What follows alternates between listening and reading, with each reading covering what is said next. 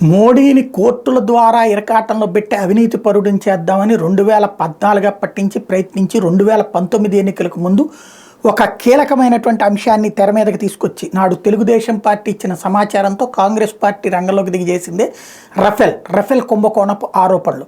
ముందుగా ఆంధ్రప్రదేశ్లో కుటుంబరావు చెప్పాడు, త్వరలో మేము బద్దలు కొట్టబోతున్నాం, మోడీ జాతకాన్ని, మోడీ పెద్ద అవినీతి పరుడు నిరూపించబోతున్నామని. ఆ తర్వాతన రఫేల్ ఇష్యూని తెర మీదకి తీసుకొచ్చింది కాంగ్రెస్ పార్టీ. వీళ్ళందరూ కలిసి చేసినటువంటిది. కాకపోతే దాని మీద కోర్టు ఏం తేల్చింది, కరెక్ట్గా ఎన్నికలకు ముందు తీర్పు వచ్చింది. రఫేల్లో ఎలాంటి కుంభకోణం జరగలేదని సుప్రీంకోర్టు ధర్మాసనం అదే జస్టిస్ రమణ గారు ఉండగానే తీర్పు ఇవ్వాల్సిన పరిస్థితి వచ్చింది. తద్వారా మోడీని ఇరికిద్దాం అనుకున్నటువంటి వాళ్ళు కాస్త ఎదురు దెబ్బతిన్నారు. ఇప్పుడు అట్లాగే రెండోసారి 2019 తర్వాత అదానీని ద్రోహిగా, అట్లాగే నరేంద్ర మోడీ అదానీల ఫ్రెండ్షిప్ అంటూ అడ్డకోలుగా చాలా రోజుల నుంచి కారుకోతలు కూసుకొస్తూ ఈ దేశపు ప్రముఖ వ్యాపార దిగ్గజం, పారిశ్రామిక దిగ్గజాన్ని నాశనం చేసి తద్వారా భారత ఆర్థిక వ్యవస్థ కుప్పకూల్చాలనుకుంటున్నటువంటి అమెరికాకు సంబంధించినటువంటి సోరేస్ కుట్రలో భాగంగా తయారైపోయినటువంటి రాహుల్ గాంధీ అంటే, దాంతోపాటుగా ఈ మధ్యనే మన ఆంధ్రప్రదేశ్లోని తెలుగు పత్రికలు, ఎస్పెషల్లీ ఎక్సెప్ట్ సాక్షి, మిగతా అందరూ కలిసి బురద చల్లుతూ అదానీని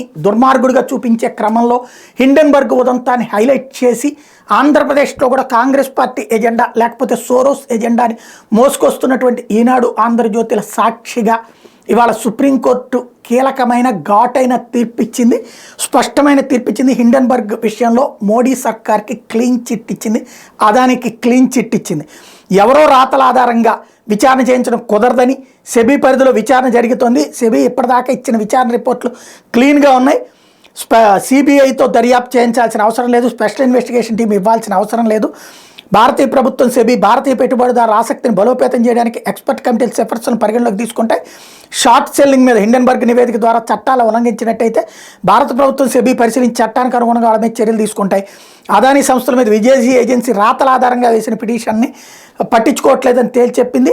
హిండెన్బర్గ్కి సంబంధించి చాలా క్లియర్గా there is no ground to transfer the probe in this case from SEBI అంటూ సెబీ నుంచి సిబిఐకి విచారణ అవసరం లేదని తేల్చి చెప్పింది సుప్రీంకోర్టు. ఇది కాంగ్రెస్ పార్టీ, కమ్యూనిస్టులు, ఐఎన్డిఏ కూటమితో పాటుగా ఆంధ్రప్రదేశ్లో ఉన్నటువంటి ఏదైతే ఈ వీళ్ళ అనుకూల శక్తులకు కూడా ఒక పెద్ద ఎదురుదెబ్బ అని చెప్పాలి.